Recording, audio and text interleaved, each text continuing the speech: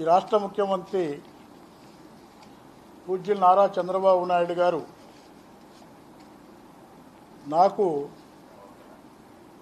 మూడవ తఫా కలియుగ భవానుడైనటువంటి శ్రీ వెంకటేశ్వర స్వామి యొక్క సేవ చేయటానికి అవకాశం కల్పించారు. వారికి నేను జన్మత రుణగ్రస్తుణ్ణి, వారికి కృతజ్ఞాభినందనలు తెలియజేస్తున్నాను. ఇటీవల ఒక పత్రిక అనేక మంది వెనుకున్నారో కుట్రలు జరుగుతున్నా నాకు తెలియదు, కానీ ఒక పత్రిక నా మీద అనేకమైనటువంటి ఆరోపణలు చేస్తూ నా వ్యక్తిగత హరణానికి పాల్పడింది.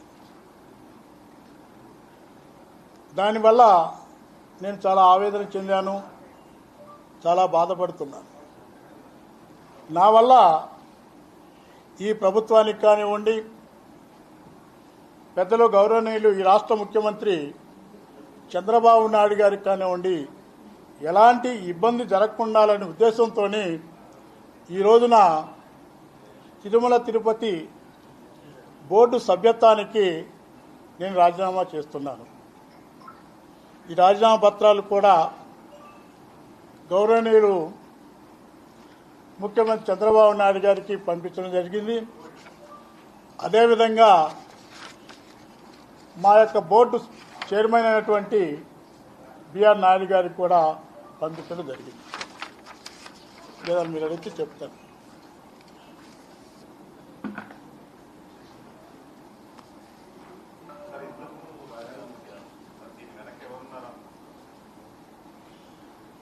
విషయం ఏంటంటే, దీనికి సంబంధించి దాదాపుకి ఎప్పుడో 2005 నేను సెకండ్ టైము బోర్డు మెంబర్గా ఉన్నప్పుడు బోర్డు మెంబర్లందరూ సంబంధించి కూడా రెస్ట్ హౌస్కి సంబంధించినటువంటి గెస్ట్ హౌస్ శాంక్షన్ చేయడం జరిగింది. జరిగిన తర్వాత కొన్ని అనివార్య పరిస్థితుల వల్ల డబ్బు నాకు వెసులుబాటు లేకపోవటం వల్ల దాన్ని రద్దు చేస్తే మరలా నేను కోర్టుకు వెళ్ళి ఆర్డర్ తీసుకొని దానికి సంబంధించిన ఫోర్స్లో పెట్టాలని చెప్పి బోర్డును కూడా రిక్వెస్ట్ చేయడం జరిగింది.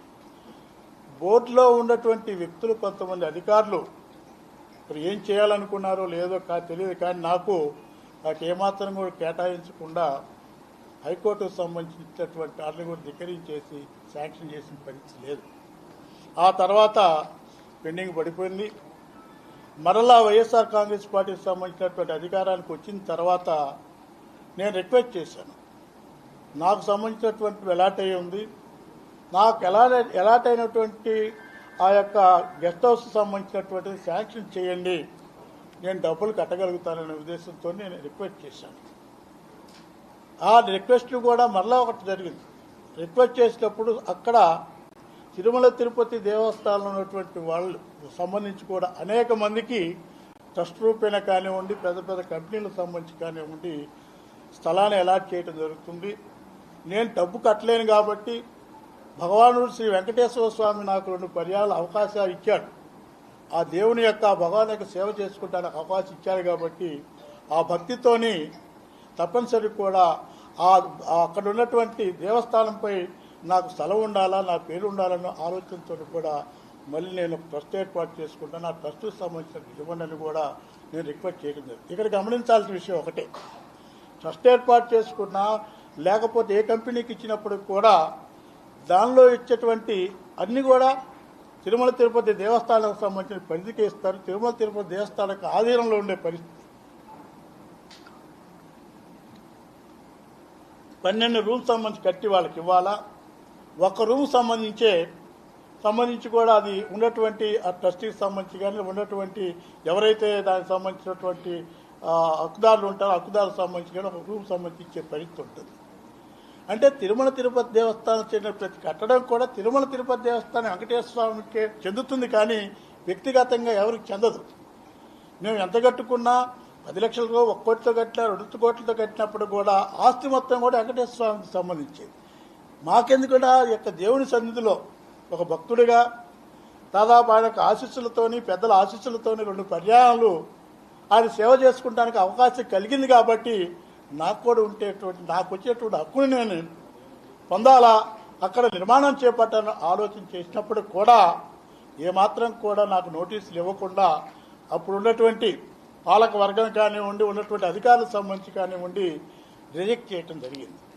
రిజెక్ట్ చేసిన తర్వాత నేను మళ్ళా ముఖ్యమంత్రి గారిని లేఖ ద్వారా విన్నవించాను. నా పరిస్థితి ఎట్లుందని చెప్పినప్పుడు ముఖ్యమంత్రి గారు బోర్డుకు పంపించారు. ముఖ్యమంత్రి గారు బోర్డు నిర్ణయం తీసుకొని పంపిస్తే బోర్డుకు సంబంధించి రిజర్వేషన్ పాస్ చేసేసి గవర్నమెంట్కి వచ్చింది. అది రిజెక్ట్ చేయాలన్నా లేకపోతే ఇవ్వాలా లేదా గవర్నమెంట్ నిర్ణయం తీసుకోవచ్చు, లేకపోతే బోర్డు ఇచ్చిన దాన్ని కనుక సమ్మతించుకున్న దాన్ని శాంక్షన్ చేసే పరిస్థితి. ఇది ప్రాసెస్, అడ్మినిస్ట్రేషన్ ప్రాసెస్. ఇందులో ఏం జరిగిందో నాకు అర్థం కావట్లేదు. కానీ ఒక పేద వర్గానికి చెందిన నేను, ఒక బడుగు బలహీన వర్గాలకు చెందిన నేను నా కాస్తులుండి విడతలు ఎమ్మెల్యే చేయాల, నా కాస్తులుండి ఎమ్మెల్సీ చేయాల, నా కాస్తులు సర్పంచ్ చేయాల.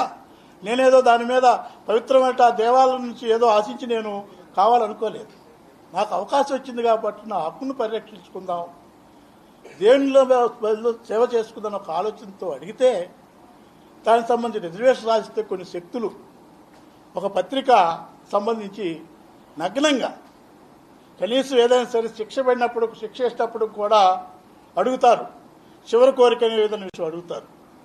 ఒక పత్రిక సంబంధించి నా వ్యక్తిగత హననం చేయటం కోసం, నా వ్యక్తిత్వాన్ని దెబ్బచేయటం కోసం ఈరోజు నేను ఒకటే మాట్లాడుతున్నా మీ అందరి ముందు కూడా. నేను ఈ స్థాయికి ఎదగడానికి కారణం నాకు ఆస్తులుండి కాదు, నాకు కుల సపోర్ట్ ఉండి కాదు, నాకు రాజకీయ నేపథ్యం ఉండి కాదు, నా కులానికి సంబంధించి కానీ లేకపోతే నా కుటుంబానికి సంబంధించి రాజకీయ నేపథ్యం ఉండి కాదు. ఏదో అవకాశం వచ్చింది, ఒక కార్మికుడిగా ఒక బలహీన వర్గాలకు సంబంధించిన ప్రతినిధిగా నేను నా చేతను ఎవరు సహాయం చేయకపోయినప్పుడు కూడా నా కాళ్ళ మీద నేను ఎదిగాను. నాకున్న అవకాశం మేరకు తప్పనిసరి కూడా ఈ వర్గాలకు ఉపయోగపడాలా, సమాజం మార్పులో కాస్తో కూస్తో ఉపయోగపడాలి, నేను కూడా నా వంతు బాధ్యత నిర్వర్తించాలంటే ఆలోచనతో రాజకీయాలు చేసే వ్యక్తి నేను.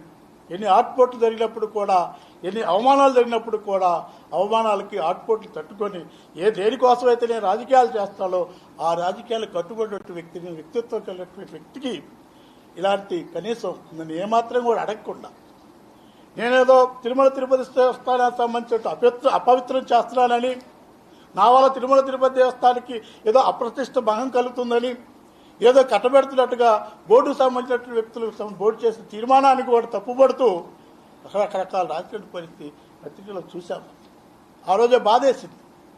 కానీ ఈరోజు చూస్తే పూర్తిగా రకరకాల రాసి ఇంకా ఒక అడుగు ముందుకెళ్ళేసి ఏదో రాసి నేను లబ్ధి కోసం సంబంధించినటువంటి ట్రస్ట్ ఏర్పాటు చేసుకునే ఉద్దేశంతో రాసినప్పుడు ఇది ప్రభుత్వాన్ని ఇరకాటంలో పెట్టకూడదు, చంద్రబాబు నాయుడు గారికి కానీ ఈ ప్రభుత్వానికి కానివ్వండి ఎలాంటి మచ్చ రాకూడదు, వాళ్ళు ఇబ్బంది పెట్టకూడదు అన్నటువంటి ఒక ఆలోచనతో నేను రాజీనామా చేయడం జరిగింది. ఆలోచన చెప్పి అడగొచ్చు కదా, కనీసం నన్ను ఏమాత్రం కూడా నా యొక్క అభిప్రాయాలు తీసుకోవాలా. చిన్న విషయం కాదు. ఏ సమస్యలు ఈ రాష్ట్రంలో లేనట్టుగా, ఏ సమస్యలు కూడా పట్టినట్టుగా బ్యాన్ రైటింగ్ కట్టేసి ఒక ఆర్టికల్గా రాసుకునే ప్రయత్నం వచ్చిందంటే ఏమనుకాల్లో ఏం చెప్పాలో మనస్తాపం చెందాం. ఏమాత్రం కూడా ప్రభుత్వానికి కానివ్వండి, చంద్రబాబు నాయుడు గారికి కానివ్వండి నా వల్ల ఇబ్బంది జరగదనే ఉద్దేశంతో రాజీనామా చేయడం జరిగింది.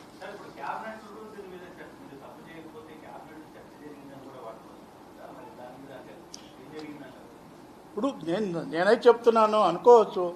ఇప్పుడు ఎవరేమనుకున్నా ఎట్లా జరిగిందా ఏంటని నేను చెప్పలేను. క్యాబినెట్ అసలు చర్చ జరిగిందో లేదో, మరి క్యాబినెట్లో చర్చ జరగకుండా ఇక్కడ రాశారు నాకు తెలియదు కదా. అసలు క్యాబినెట్ చర్చ జరిగిందో లేదో, ఎవరు మాట్లాడితే లేదో, క్యాబినెట్లో చర్చ జరగకుండా రాశారో తెలియదు కదా నాకు. ఇప్పుడు ఏం తెలుసని నన్ను అడగకుండా రాశారు పత్రికలు. దీని వెనక ఏం జరుగుతుంది, నేనెందుకు భయపడాలా, నేనెందుకు ఆవేదన గురి కావాలి, నేనెందుకు దానికి సంబంధించినటువంటి కావాల్సింది. ఇప్పుడు ఎందుకంటే నేను ఆస్తులు సంపాదించడం కోసం రాజకీయాలు చేయట్లా.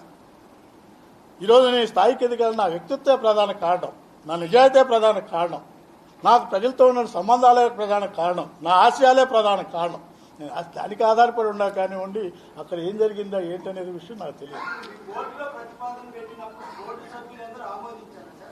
బోర్డు సభ్యులకు సంబంధించి మొత్తం బోర్డు సభ్యులు ఆమోదిస్తే మాకు ఒక సనాతనవాది, సనాతనవాదాన్ని పరిరక్షించేటువంటి ప్రవక్త ఆయన ఉన్నాడు పాపం, ఆయన వ్యతిరేకించాడు. ప్రకాష్ రెడ్డి గారు, భానుప్రకాష్ గారు వ్యతిరేకించారు. బోర్డు అనేది కూడా ఏదైనా మెజార్టీ పీపుల్ అనేది దానికి ఆ శాంతి వస్తుంది. దానికి సంబంధించి బోర్డు తీర్మానం చేసినంటే ఉన్నటువంటి సభ్యుల్లో ఎందుకు తీర్మానాలు చేస్తాం? మెజార్టీ పీపుల్ యొక్క అంగీకారం, దానికి వ్యతిరేకించవచ్చు, వారి వారి అభిప్రాయాలు చెప్తారు, దాంట్లో తప్పేం లేదు. ఆయన సనాతనవాది, ఈ దేశాన్ని పరిరక్షించాలి, ధర్మాన్ని కాపాడాలని ఉద్దేశంతో వ్యక్తులు వ్యతిరేకించారు దాన్ని. మిగతా బోర్డు మెజార్టీగా ఆమోదించినటువంటి తీర్మానాన్ని ప్రభుత్వాన్ని పంపించారు. ప్రభుత్వం కూడా ఏమంది, మీరు మాకు సంబంధించి మీ నిర్ణయం తీసుకొని మీ నిర్ణయాన్ని తెలియజేయండి, మీ నిర్ణయం తీసుకోమని చెప్పింది. బోర్డుకు సంబంధించిన నిర్ణయం తీసుకున్నాను అంటే నేనొక్కడే నన్నొక్కడనే హననం చేసినట్టు కాదు. ఇప్పుడు ఆ ఉన్నటువంటి ఆలోచిస్తే ఇది వాస్తవంగా చెప్పుకుని చాలా పెద్ద విషయం ఇది. అంటే బోర్డులో ఉన్నటువంటి సభ్యులందరూ కూడా, బోర్డులో ఉన్న 25 మంది సభ్యులకు సంబంధించి ఒక మహానుభావుడు భానుప్రకాష్ రెడ్డి గారు తప్ప మిగతా వాళ్ళు మొత్తం కూడా ఆ కొండను అపవిత్రం చేసినట్టే కదా. నేనొక్కనే కాదు కదా ఆ అందరికి. కాబట్టి అలాంటి అపనిందలు కాకూడదు నా నుంచి. ప్రభుత్వం కానివ్వండి, బోర్డుకు సంబంధించి కానివ్వండి, చంద్రబాబు నాయుడు గారు మా ముఖ్యమంత్రి గారికి సంబంధించి కానివ్వండి, నా వల్ల ఎలాంటి ఇబ్బంది జరగద్దని ఉద్దేశంతో రాజీనామా చేస్తున్నాను.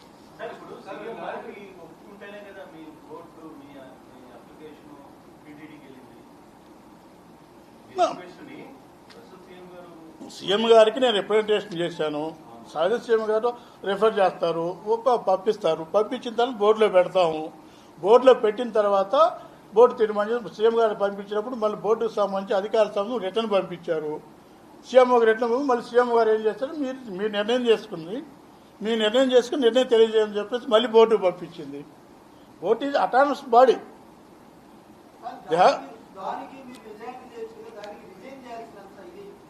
చెప్తున్నా కదా, ఇప్పుడు నా వల్ల ఇప్పుడు నా వ్యక్తిగత హననం చేయటం, నేనేదో చేస్తున్నాను, ఆ కొండను మొత్తం అపవిత్రం చేస్తున్నాను. ఆ చూడండి కొండకెళ్ళి ఈ మహానుభావులకి, ఈ సనాతనవాదులకి, ఈ సనాతన ధర్మాన్ని 10 విధాలుగా పరిరక్షించే వాళ్ళని చెప్తున్న వెళ్ళి